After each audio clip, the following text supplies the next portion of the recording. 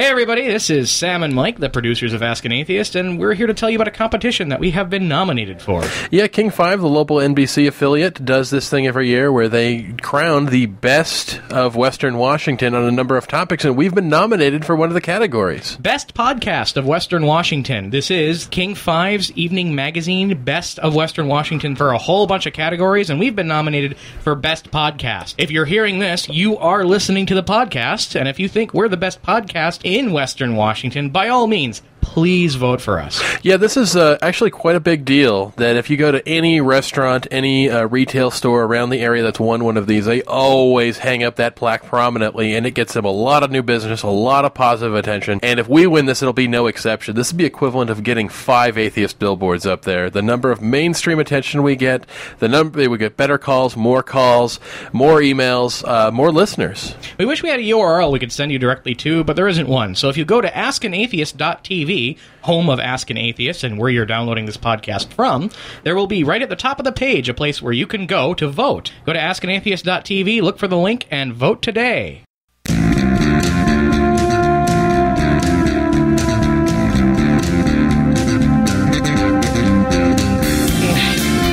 Good morning. It's one of those days. Tacoma is completely torn up. Apparently there was a windstorm that I completely missed. Yeah. We saw some really awesome action on that bridge that they're rebuilding. Which bridge is that? The 6th Street?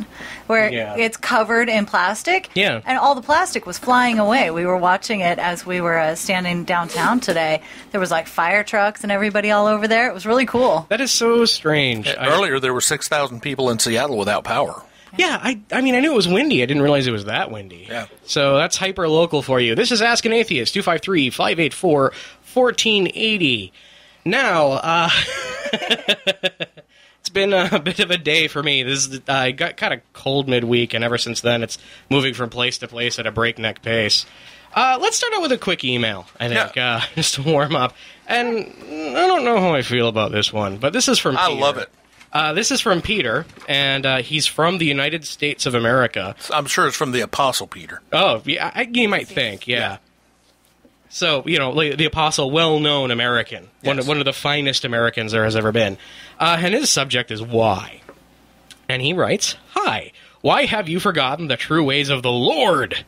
Is it true that some atheists drink animal blood?" Can I answer this in 2 parts? Absolutely. Why have I forgotten the true ways of the Lord? Number one, I haven't. I didn't think you would. No. I mean, I read the Bible cover to cover 13 times, studied it for a 20-year period, averaging 4 to 6 hours a day. Mm-hmm.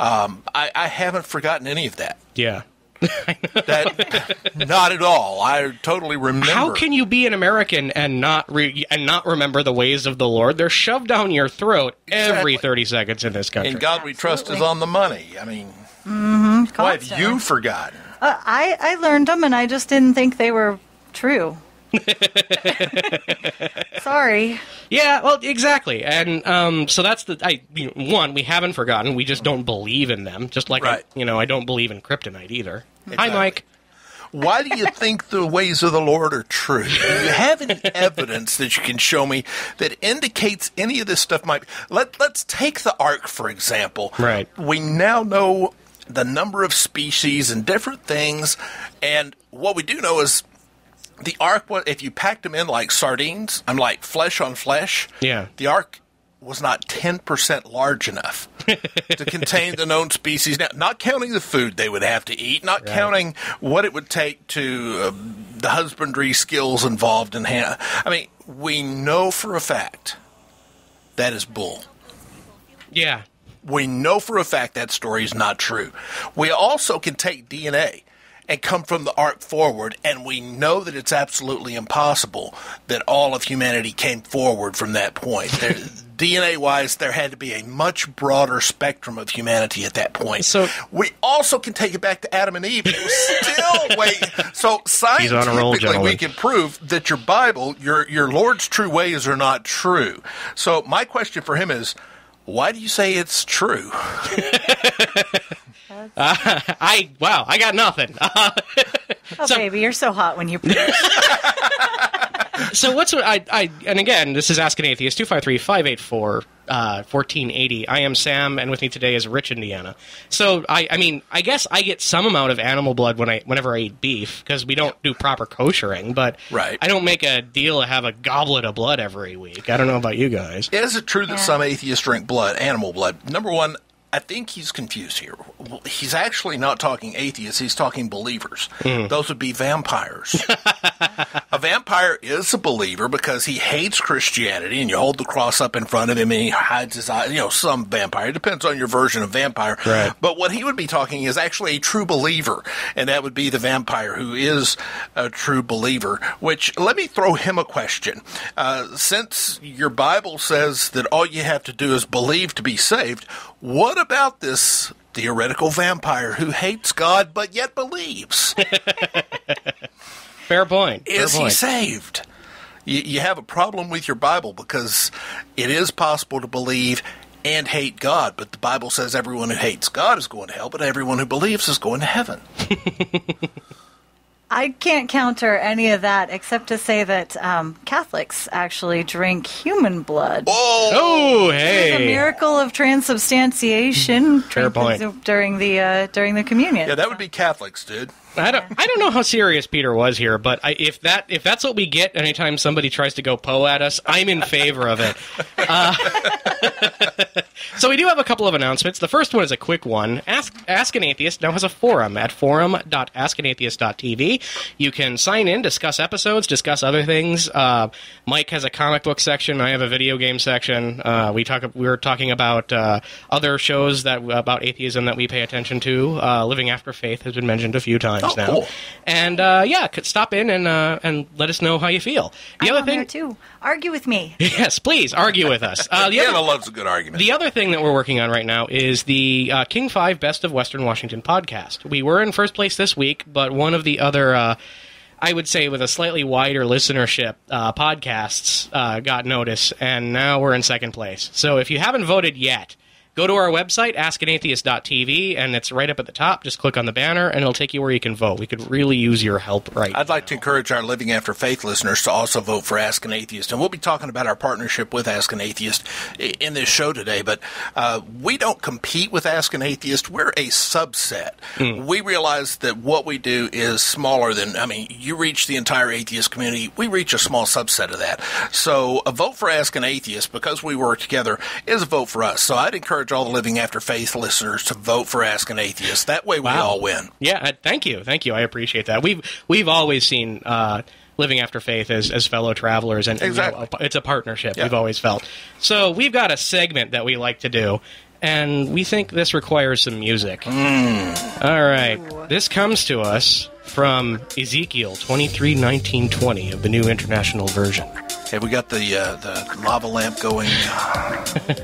All right, well, sit back, relax, and listen. Yet she became more and more promiscuous as she recalled the days of her youth, when she was a prostitute in Egypt. She lusted after her lovers, whose genitals were like those of donkeys, and whose emission was like that of horses. Ooh. Oh, yeah. Methinks the writer of the Bible has spent way too much time looking at the genitals of animals that are unclean. Yeah. I've had some friends who ride horses occasionally, and they would often talk about the tackle of the horse. It's hard not to notice. Yeah, sometimes, it does kind of stick out there. I'm just saying, it's... Do you guys remember the Ask an Atheist benefit around the time of the end of the world? Yeah. In May? Well, we signed a bunch of Bibles, and were they auctioned off, or they were given away to donors? Yeah, to they the were. Show. And what one person out there has a Bible signed by the many of the cast of Ask an Atheist, and there's my name signed in there, and then somebody whose last name might be the same as mine. Happened to write this verse from Ezekiel in that Bible, and they put a little arrow pointing up to my name.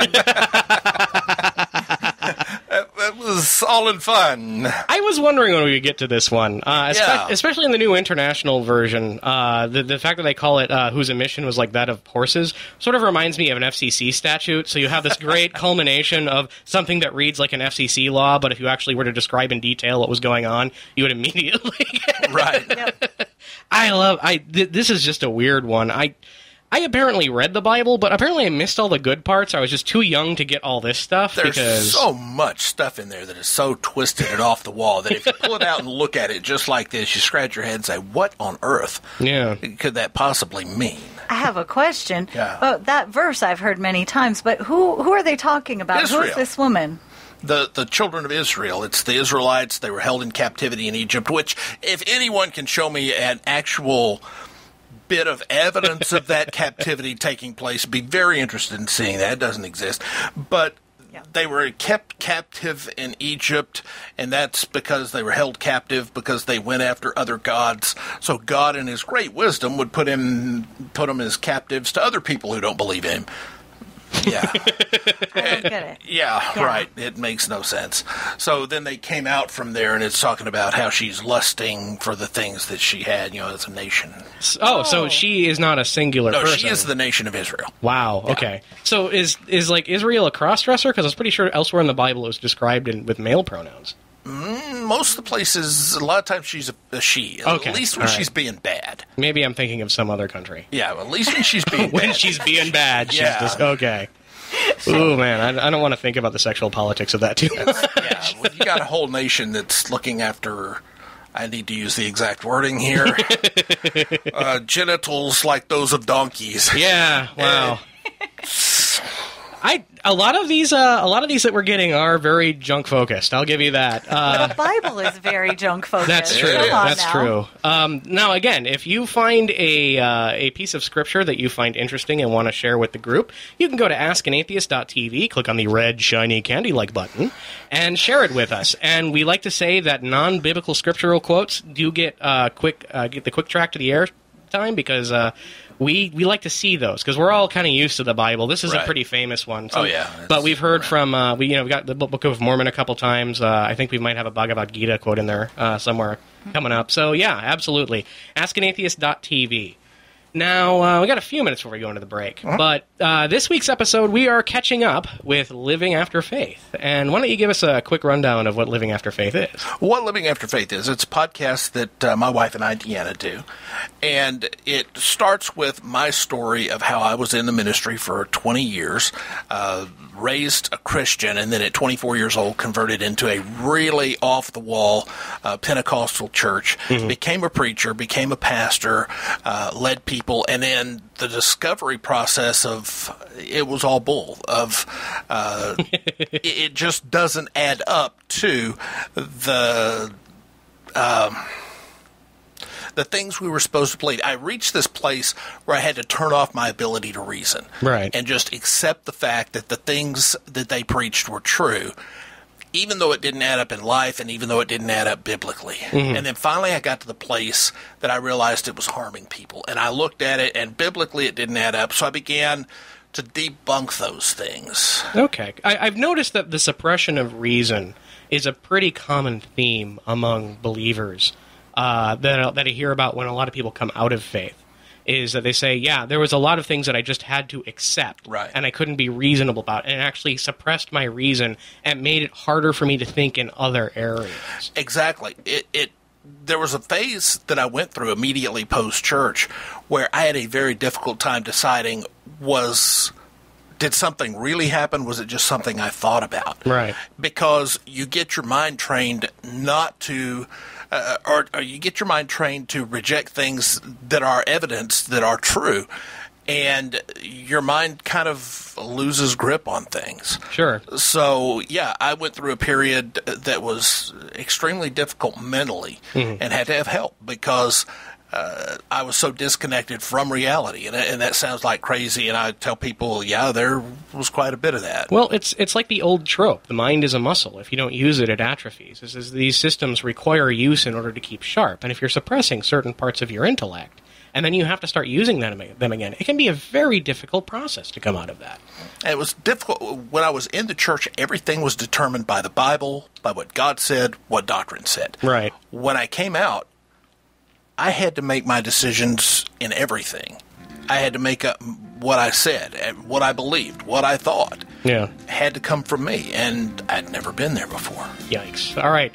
We'll continue this conversation in a second. This is Ask an Atheist. Our phone number is 253-584-1480. We'll be back in a couple minutes.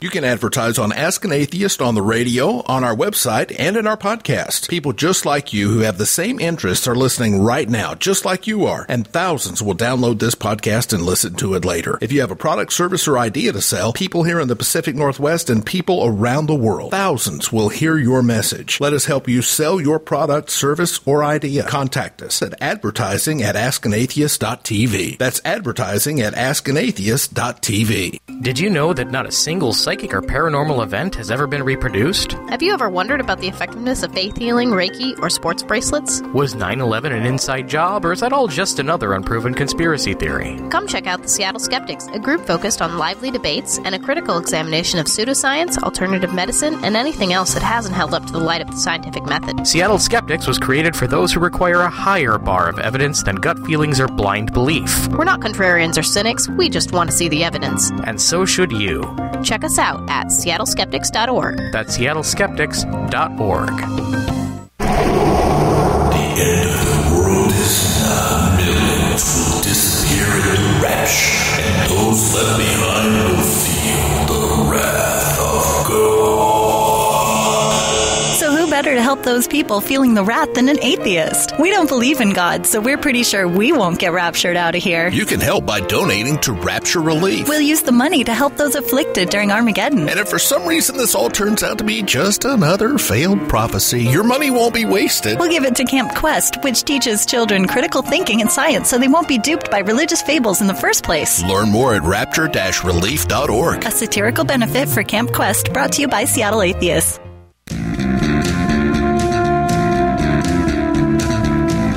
This is Ask an Atheist, 253-584-1480. My name is Sam, and with me is Rich and Deanna, and we are catching up with Living After Faith. So, where were we before we went into the break? Well, one of the things that we haven't talked about really on our program, and that we thought would be an interesting thing to talk about, is a lot of people think that when I left the church, I became atheist immediately. I did not. In fact, when I moved to Seattle, I wasn't an atheist. Right. I went through a severe time of depression in Texas and realized I had to leave or I was going to die. I mean, I was suicidal. I just had to get away. So I left Marshall, came to Seattle. At that point, I was actually trying to find a hospital chaplain job, something like that. Well, they're all pretty much volunteers around here, so that's not a good paying gig. Didn't you say something about trying to get a job in a Christian radio station, too? I did, yeah. Christian radio station up in Bellingham, north of Bellingham. No, that's part of the family radio rosette of stations, I believe, isn't it? I don't know.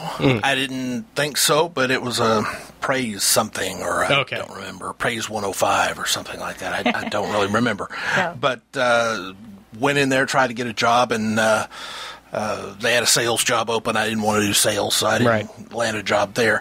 But the interim time, I was still trying to be Christian, and was dating a woman. She said, some of my friends go to this church. It's kind of a big church, but it's got a small church feel to it. You want to go? Yeah, sure. It's great. So we went to this place called Mars Hill, and I have never been in a situation in my life where someone talked about my junk more in their 1 hour than I do in a year. I mean, and he talks about his junk a lot. That's saying something. I've hung out with you in a bar. That's a feat. And I went a total of 4 times. It was this way all 4 times. I was like, and I began to see that in different preachers, you can almost, let me listen to a preacher preach 4 or 5 times, and I can tell you where his fall is going to come from. Just by hearing what he's talking about. So it was during that time that I began to life was kind of falling apart. Life was, I got a job, I was working, I was having a hard time making relationship work, so many things were pulling from so many different directions that I began to question, and this is what threw it over the edge for me. I began to question the character of God. Okay. And I sat there in my living room thinking, holding my hands kind of like you're holding a globe in your hands. I didn't have a globe to hold. I would have. I'm like, what kind of being would create this from scratch? Has the power to do all of these scientific things beyond the knowledge of humanity right now? Do neutrinos go faster than light? We really don't know, but God does. This kind of God. And he would create all the intricacies of science and all of this, so specific that, there's a specific worm that can live in the brain of a specific gnat. And, it just, all of these intricacies. And part of his plan is that he's going to torture, no matter what faith you believe, 2/3 of everything he creates for eternity. Right. Maybe more. I mean, that was his plan from the get, and he got to make the rules. I mean, he could have made the rules where there's no torturing anybody ever. And here's the thing, is it's not like this Gnostic thing where the torture is incidental to some other purpose. Is that in all these faiths, 2/3 of everything that he creates is tortured for the express purpose of torture. Yeah. I mean, it's not corrective. It's not, okay, after 72,000 centuries of this, we're going to bring you out and ask you again what you think about that. See if you learned your lesson. No. Right. None of that. It's just forever and ever, no hope of reprieve, no hope of anything, tortured, burning flesh, stinking yuck. And it just works out, if you need a level of social control, promising eternal burning torture works pretty well. That's powerful. It just works out that what God intends to do with 2/3 of the population is exactly the kind of stick you need to bring people in line. Right. And as I began to look at that, I thought, I'm more compassionate than God is. If I were going to create it, I wouldn't make that stupid rule. Right. And then I began to question what kind of God would hide from men and then only honor those who believe him based on nothing other than what one book says. Sure. I will even go you one further, and I will say most religious people are better and more moral than their God. Yeah. And that's something we've said on the show several times. So when I began to look at that, I was faced with a dilemma. Either, I'm watching my language here, either God's a bigger jerk than I am, or he can't exist. Well done. And I decided he just can't exist. Yeah. And I looked myself in the mirror and said, that's the worst a human can be, because I was raised for my entire life that the worst thing on earth is a non-believer. Sure. And so my first venture into non-belief is, here I am. That's great. I mean, I talked about this on the episode of Living After Faith that I was on back in, I think it was in April, where after I decided that just being ethnically Christian wasn't enough, that I did sort of a grand tour of religions, is that I did some level as a teenager, so it wasn't really detailed, to be honest with you. But I went from religion to religion. I attended a bunch of services for the first time voluntarily, and, figuring that, well, everybody believes in God, I suppose I should believe in God too. And then as I went on, and I realized that God-shaped whole thing is a myth. Yeah. I didn't really have anything missing in my life. And is that how does that dovetail with what you're saying? That's the deal. You create an emptiness. Now, most churches, and my church was no exception, dealt with, and the way I was brought into the church, and I don't really get into this much in our program either, I don't think. The way I was brought into the church, I had a gold manufacturing business that was going great guns, and the price of gold dropped. Mm-hmm.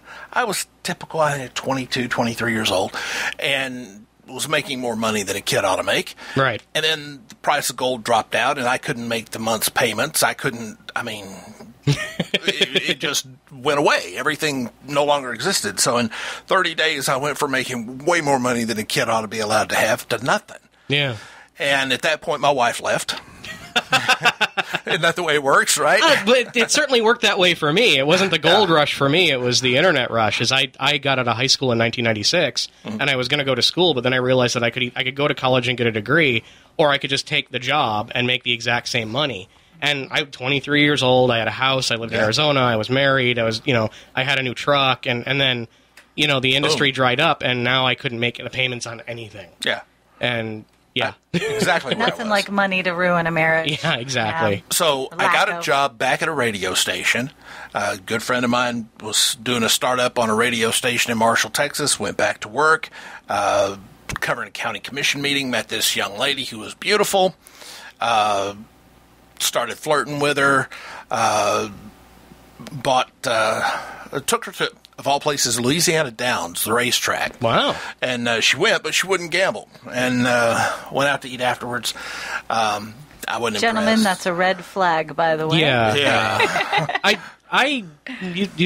Well, I'm saying a lot of stuff about me this week. This is kind of out of character, but That's I used to work at a racetrack. Oh, okay. I worked at Arlington Park in Illinois, and I would take dates to the track, and we'd see a horse race. I like horse racing. I don't really bet. I mean, I'll do like token $2 bets, and I kind of, and that was the thing, is if the person I was bringing with me wouldn't even do a token bet on a horse race, it's like, oh, okay, something's up here. They've got a moral problem with it. You start wondering, okay, what else are they going to have moral problems with? Right. Gambling, it's a very minor sin. And if it's a gambling addiction problem, that'll be noticed before we even get to the racetrack. Right. So it's not a gambling addiction problem. Right. So, because they're there. Because if it was an addiction thing, they'd say, no, we don't go to that. Like, okay, we'll go somewhere else.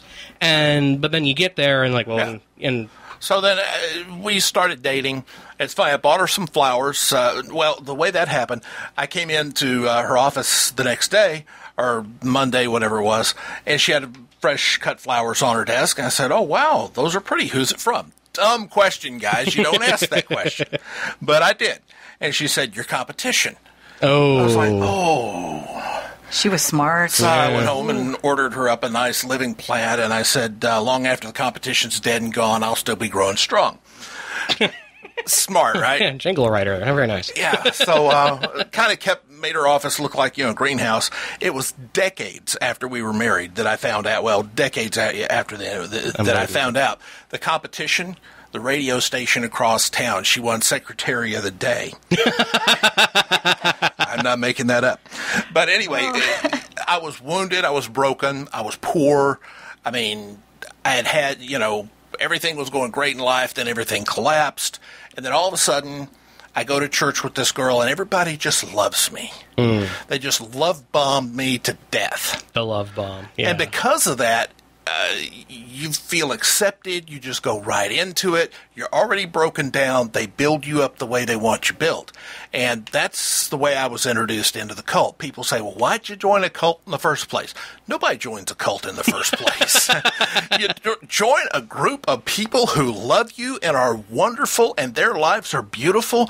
And you look at your life, and everything is all torn up and messed up, and their lives are just beautiful. And you say, man, I want what they've got. Yeah. And buddy, that's when they set the hook. The reason cults work, you're not joining a cult. You're not like, oh, I'm going to join the family, or I'm going to join the Brethren, or I'm going to join, Scientology. It's all, you're not joining some religion with a big capital title. It really is, alienation is a pandemic. Right? Everybody feels separate from everybody else. It's part of the human condition. Yep. And when there's a group of people who accept you, who look like they accept you for who you are, it doesn't matter what they're calling themselves. That's gonna have an effect on you, right? And that's clearly what happened to you here. Here we are in Seattle. I finally admitted I'm an atheist. Didn't know what to do with that. Met Valerie Tarico. Yeah, and fabulous person. My first exposure of a person that I realized, wait a minute. If they were wrong that God's good, they're wrong that atheists are bad. Because this is just a good, kind, caring, compassionate person. Yeah. Passionate about the things she does, good to the core. A man that I work with found out he was an atheist, and I'm like, he's an awesome guy. I mean, when I had some hard times, I literally lived in his house for a few days. Wow. And I'm like, this is not, these atheists are not the bad kind of people I'm thinking they are. Yeah. So I began to kind of decide, okay, I've got to live from here. I had an experience where I stood on the Aurora Bridge. No cops were called. I didn't stand there that long. And I just habitually, I look at my phone all the time, and I looked at my phone to see what time it was, and I had a picture of my daughter there. And I realized, if I jump off this bridge forever, they're going to tell her, remember, if you ever leave the church, that's what's going to happen to you. So I couldn't be the reason. I couldn't be the force that locked her in. So I decided walking off the bridge, and that was a very profound moment for me.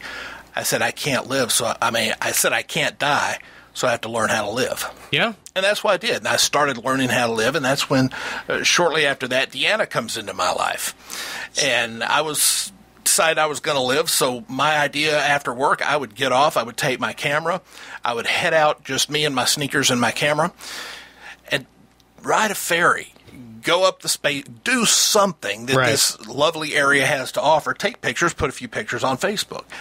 And because of that, I began to change. So I became friends with Rich on Facebook. He and I actually met. I was at the radio station for a special thing. Normally we work in separate locations, and we met briefly. I don't even remember it, but he remembered. I remember it. He remembered the tight sweater I was wearing. I remember that green kind of bluish sweater. Yes, I do. He friended me on Facebook, and I started to notice this guy with this profile picture that it looks like a man standing with his arms up in the air and the sunshine above it. But if you look at the negative space, it also kind of looks a little bit naughty, that picture. And I actually said to a coworker, I said, hey, does Rich know that his profile picture, if you kind of look, it sort of looks like... And he said, oh, yeah, he knows. So I started noticing you were putting up all these pictures, the fall trees. You seem to be like out wandering around, taking ferry rides, etc. I was like, boy, that sounds like a really nice life. And I was kind of in a depressed place. And you sent me a message one day, and it was the first two lies, I think, that you've ever told me. In one sentence. In one sentence. And you said, hey, I just looked at your profile, and I saw that you're a skeptic and a free thinker, and we really need to get together. I swear I'm not hitting on you. I'm old enough to be your grandfather. That's the first two lies right there. Oh, yeah, he was hitting on me. And number two, he was not old enough to be my grandfather, just old enough to be my father. Right. So. Well, you're walking a delicate line there. You don't want to say, "Oh, I've been reading you on Facebook obsessively for the last week," and it's you do that when you have a crush on somebody. But if you admit that, you sound like a complete creepster. Yeah. And it's kind of sucks. But I focused on the fact that she was a free thinker. I had not really met the free thinking community here, the atheist community. I vaguely knew that it existed, didn't know how to connect in. I was actually a little scared. I wanted to meet people before I walked into a organization. I can see how that can be a little intimidating. Yeah, I'm back here with the guy with Peter, Yeah. Do you drink animal blood? I didn't know. Well, the first meetup I met you at was the Seattle Skeptics, and that is the intimidating. That intimidates the intimidators. The Seattle Skeptics meetup. That's where people really sharpen their rhetorical blades. And I was like, and you were telling a bit of your story, and wow, he's telling it here. He's kind of asking for it a little bit. And so I was like, I want to watch this guy. This is going to be interesting.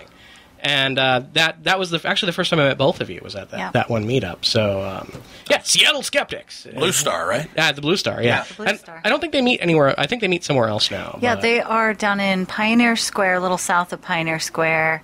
I believe it's Tiki Bob's Cantina. It's a much bigger space, better sound system than the other one was. So more skeptics can go to the Seattle Skeptics meetup. It's a fun one. Hence. Anyway, I met Deanna and realized another lovely atheist person who I was beginning to realize you don't have to have God to be good, and then beginning to realize even more there's more incentive to be good without God. Right. And that is, we get one shot. Mm-hmm. Somewhere across this, I read a quote from Penn Jillette, and he said, I don't have and I'm paraphrasing here, that he doesn't have the freedom of being forgiven for everything, so he has to try to live life in a way that doesn't offend you the first time. Absolutely. And I love that quote. I love the way that spelled it out, and began to think that if life is going to have meaning, it's going to be the meaning that we build together instead of being de facto handed a meaning in a book.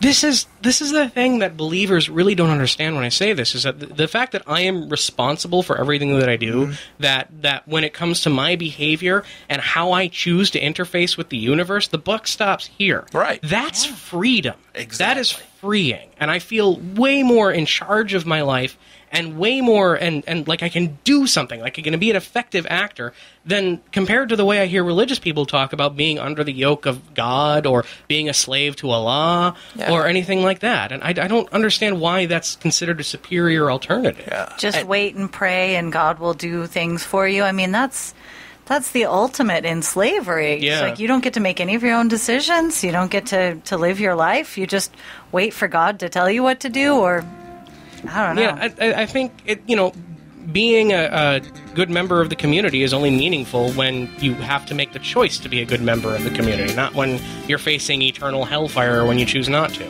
This is Ask an Atheist, 253-584-1480. We are catching up with Living After Faith, and we'll be back in a couple minutes. Secular humanism is a non-theistic view of the universe built on a foundation of reason, science, and democracy. Humanists support intellectual freedom and critical thinking, and we hold that human beings are autonomous centers of moral development. The Humanists of Washington is the oldest humanist organization in the state and offers a community of freethinkers who educate the public and celebrate life. For information on how you can be a part of the humanist activities in the Puget Sound area, become a member of the Humanists of Washington today. Visit humanistofwashington.org. Tacoma Telematics wants to help you connect with your clients. We can give you a top-notch web presence. Tacoma Telematics can take your website to the next level and make it an essential part of your business marketing, but that's not all. Want VoIP? We've got it, bringing large corporation phone systems capability at mom-and-pop prices. We build intuitive interfaces to help you manage your resources quickly and efficiently. Take advantage of our holistic approach to make your business communications succeed effortlessly. At Tacoma Telematics, we're committed to personal and professional integrity, open communication, and long-term relationships. See us at TacomaTelematics.com. Join us after today's show at the Office Bar and Grill in downtown Tacoma. Offering a wide selection of tap and bottled beer, a full bar of your favorite liquor, and a taste bud tantalizing menu, come on down and shoot the breeze with the Ask an Atheist crew. Who can argue with your motives? After all, you're at the office. The Office Bar and Grill is at 813 Pacific Avenue in Tacoma. If you long to escape the religious bias on your television, if you love scientific shows, if you think that funny and thought-provoking are not mutually exclusive, then we'd like to welcome you to a network made with you in mind. Secular Video Network is an online source for free-thinking programs. We feature a range of videos from Mr. Dede, The Thinking Atheist, and Richard Dawkins. While watching, you can participate in our live chat for engaging discussions. There is no cost, there is no proselytizing, just non-stop thought-provoking shows. So visit us at secularvideonetwork.com.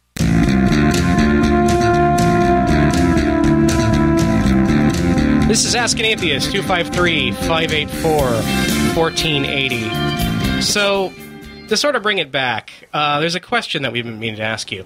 If you could hop in the TARDIS and go back in time and sort of meet your younger self, what would you say? How would you interface with that guy? Yeah, it depends on at what phase I could go. If I could meet him, say, the day before he went to church his first time, when he was still young and impressionable, I'd say, hey, look, I'm you, but you don't know it, and you really don't want to do this. I mean, you'd be much better off to go anywhere in the world, leave this town, go away, start over.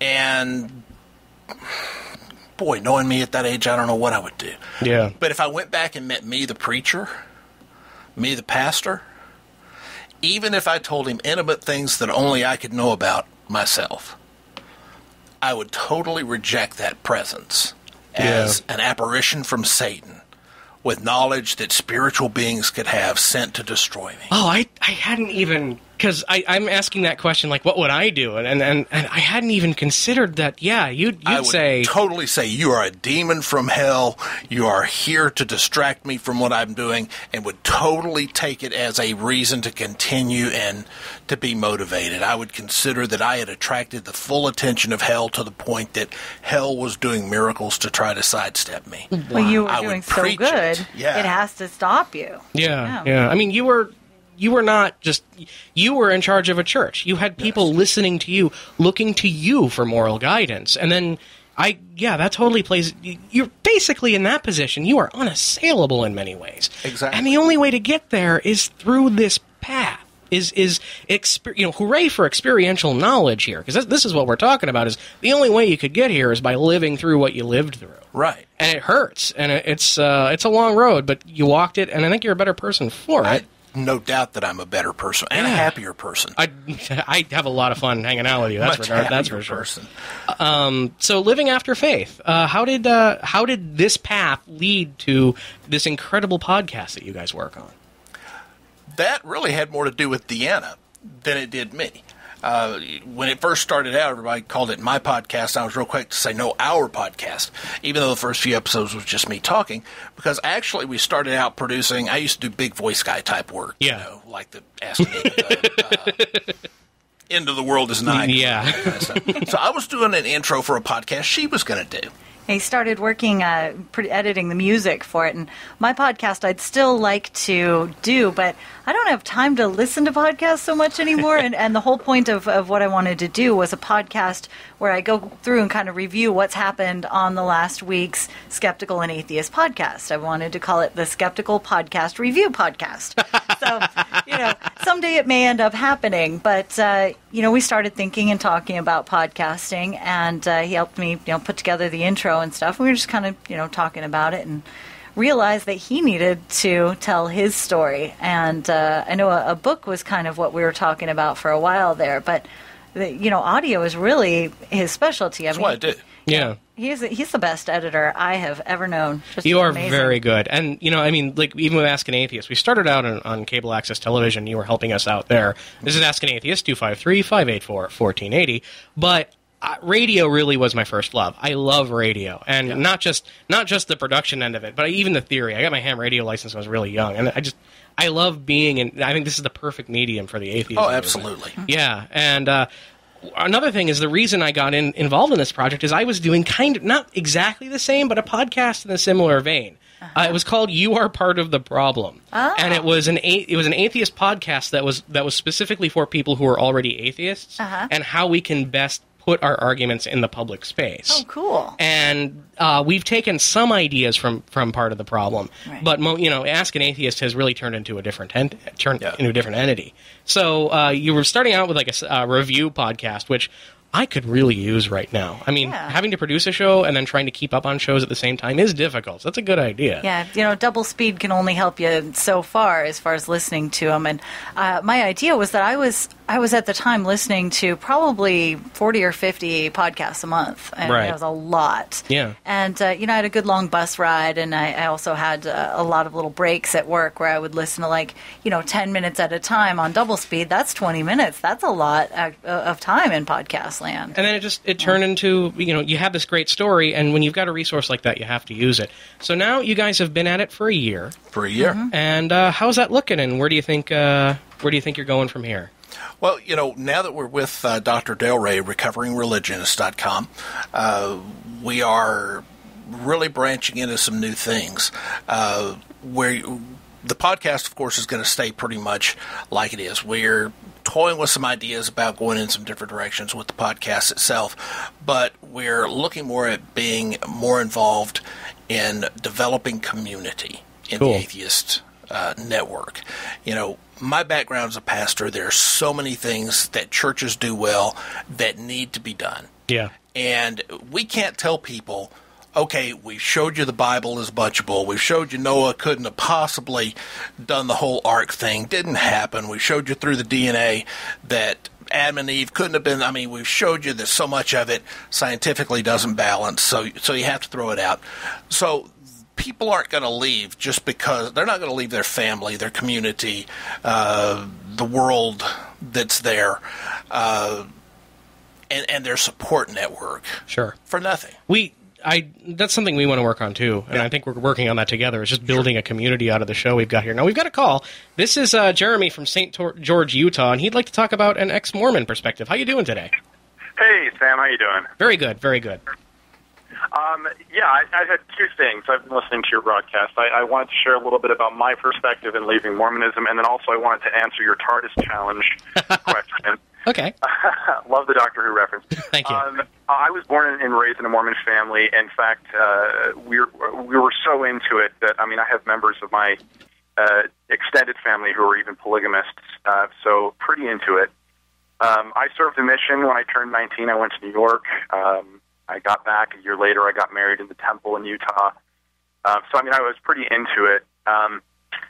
And then kind of skipping the whole drama of why I left, once I left faith behind me, my first real experiences into delving into the not only the atheist community but the skeptics was actually the Thunderfoot and Venomfane X drama that was going on YouTube years ago. Do you remember that? Yes, I do. And in fact, I'd like to mention that I interviewed Thunderfoot a couple weeks ago, and we're going to be airing that on the show in a couple weeks. So cool.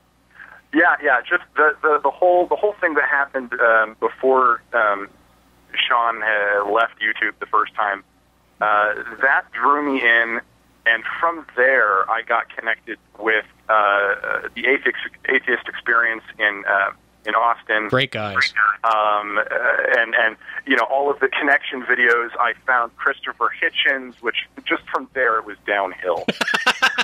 Oh yeah, that happens a lot. Yeah, that's the usual path.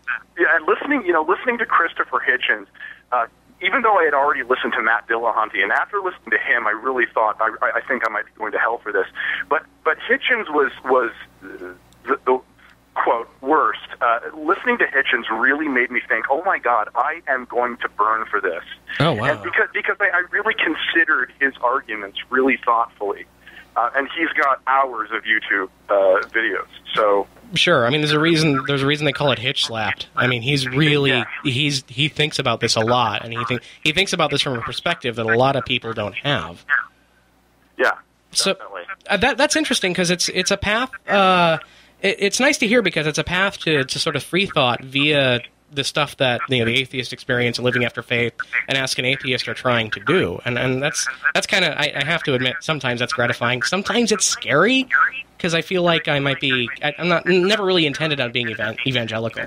Yeah, I think a big part of what makes things welcoming and it's okay is that people go, oh my gosh, it's okay to be an atheist because there are other people out there who are atheists and they're talking about what they're doing. So, just knowing that it's an option and it's not this bleak, horrible, scary, awful thing really kind of gives people license to start exploring whether, they really believe in God or not.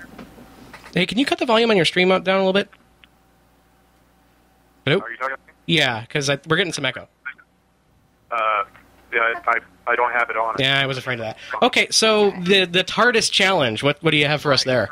Yes, the TARDIS challenge. Okay, so if I were to go back in time with the Doctor or whatever, and if I were to be able to confront myself, first of all, I know that my old self would probably think the same thing that Rich said. I would probably surmise that I was an agent of Satan. So in order to counteract that, what I would do is, I don't know how much you guys know about the Mormon temple ceremony. I know you probably know a little bit. But in the Mormon temple, they give you certain handshakes and hand signs and gestures. And they actually tell you that if an angel of the Lord appears to you, that you can know that they're from the Lord by exchanging these handshakes. Because an agent of Satan is not able to give you these handshakes. This is literally something that Mormons are told in the temple. So I would give myself the handshakes. Yeah. Oh my gosh, I would that's give awesome. myself the handshake. And by doing so, I would gain my own trust by saying, look, I'm not an agent of Satan because an agent of Satan can't possibly give you these signs. Then I would proceed to tell you, sorry to say that I've sort of manipulated you. There might not actually be a God. I don't know, something like that. But I that's good. Start there. So That's interesting, and that has. I think it would make it would make the story you're telling a lot more believable. But then again, there might be. You'd have to say I have this signal, but I don't actually believe in this stuff. That's very interesting. Well, thank you for your call, but we're running to the end of the hour, so we're going to move on. Thanks, guys. All right, thank you. Thank you. That's a pretty good story. That's very good. We didn't have secret handshakes, so that wouldn't work. But I did not know that about the Mormons, and that's pretty good. I had heard a little bit of that, but I mean, I lived in a very Mormon area for a long time, and so you would hear bits and pieces of stuff like this, especially from ex-Mormons, is that they, some of them like, I want to tell you all the secrets, and everybody in Arizona is like, heard it, but I was new, so this is all fantastic to me. Oh, and Libby mentioned, I think, last week when we were on about the name, that you have a secret name. Yeah, the secret code name. Yeah. I love that. It's such a fun spy game. It's all Mission Impossible. It's very hackers, too. I'm not anybody unless I have a handle. Right. I don't know. Have you seen Hackers yet? I have not seen Hackers. Okay. I'll put it on the list. I don't know that you should, but one of the things... We should put a plug out there for, during the 20 years and a few years after that I was in the church, I did not watch any movies because that was one of the things, our church, no movies, no television, no secular radio. Even though I worked in secular radio, I couldn't listen to secular radio. That's so weird. It's bizarre. But so if you've got movie suggestions that go back from, say, anywhere from, say, 83 forward, send them in on either the forum or to an email there at askanatheist.tv. We have a blog post that we've been using sort of as a repository for this called Plug Rich's Hole, and it's and Mike wrote it. Mike wrote it, and there are tons of comments there. It turned into a pretty big discussion thread, so I will link back to that post. Perfect. So we got a few emails. I want to read one before the end of the hour. And it goes like this. Rich, I really enjoyed your commentary with the Ask an Atheist show this week, especially the parts about your churches hiding the crazy until a fish got hooked. I didn't grow up very religious. I actually got kicked out of Bible study as a child for asking too many questions. Oh, boy, I know that one. Even so, my lukewarm Protestant mother and the culture in general gave me the impression that there must be something to this God thing. I didn't actually start examining religion and my beliefs until I was targeted by evangelical fellow soldiers in the Army. Wow, okay. I was invited to attend Catholic and Baptist service at the Post Chapel. I still didn't get it. I didn't see any gods around, and none of the people I talked with seemed to have a clue. I was finally invited to visit the Pentecostal services one evening. What a freaking hoot. They were dancing around, singing Getting Slain in the Spirit, rolling around on the floor and babbling incoherently. Now I understood. It was all a big act. That church service was the beginning of my journey to atheism. Smiley face. I love that email. That is great. I can totally see that, and from... I can see it from both sides. When I was inside, that's what I called good church. Yeah. When you could get people so manipulated and twisted and wound up that they're rolling in the floor and thinking that's a good thing. Sure. Yeah. Babbling incoherently and thinking that's the most glorious thing that can happen. I mean, you've done something. Yeah, you've made. It's like you've seen Jesus Camp, right? Yes. And I haven't. Oh, you no. Oh, good. Heard about it. Oh, you heard about it. We're waiting on that one until we feel less vulnerable. I can I saw it once and it hurt, man. Oh, I cried. It would take drugs for me. We all, I think everybody cried the first time we watched that. Yeah, I freely admit it. Well, she was talking about how they call the churches where they don't do that dead churches. Yeah. Oh, yeah. We did totally. It's amazing to me. Absolutely. We even had an outreach to churches in our community where we would take our praise and worship team and start their midweek services for them to teach them how to praise and worship so they wouldn't be dead. Sort of like a sous chef of... why not? Oh, man. Absolutely the truth, yes. It reminds me of, I've spent a lot of time around small children and how you borrow somebody's kid and then you run them around, you give them cookies and you chase them around the floor. You go, I'm going to get you, I'm going to get you, I'm going to get you. And you get them all wound up and then you give them back. Here you go. I love doing that. I'm so mean. Yeah. So we've been talking about Living After Faith, but we haven't specifically said. You can go to livingafterfaith.com. It's a podcast. Yeah. It is a podcast. You can click the individual episodes and listen to them online, or you can subscribe through iTunes or through the RSS feed. And through Zune software as well. Yeah, the techno babe here said all that. I had no clue. That's smoke and mirrors. We talk a lot of technology, you and I. So.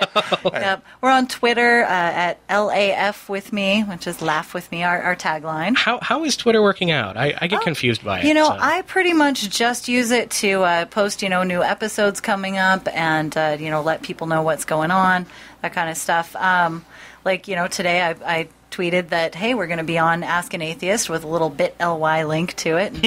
And, I occasionally will answer other people's, tweets, but, I don't really get into big discussions or anything just yet. I figured, everybody's got enough stuff to read atheism-wise on Twitter. Yeah. There's a lot of atheism media out there. Yeah. So, There's a couple of cool things coming up. One I want to mention, Rich is going to be speaking in the Seattle area at this church in Kirkland. It's a Universalist. Unitarian Universalist Church. It's called nice. North Lake UU, and that'll be Sunday, October 2nd at 11 a.m. So if you're in the area, Rich is going to give a little talk about living after faith. And if it's at 11, it doesn't conflict with listening to the show. So you can do both. You can do both. Absolutely. Well, we have been wanting to get you guys in the studio together for a while, and Living After Faith is a great show, and I love talking about it. And like you said, we are definitely fellow travelers in this case, and we were partners, and we work together, and it's pretty good. I want to change things up a little bit and maybe use some different music. This is Ask an Atheist. It's a production of NEDM Media. You can leave us a voicemail at 206-420-0997. My name is Sam Mulvey. In the studio with me today were Rich Lyons and Deanna Joy Lyons. Our music is by Chris Coleman and Nick Chapman. This track, our call screener was Jerry Schiffelbein. Our production assistant is Rebecca Friedman. Again, you can reach us at askanatheist.tv. We'll be at the office in about an hour. You guys have a good week. Rock over London, rock on Chicago. KLAY, your conversation station.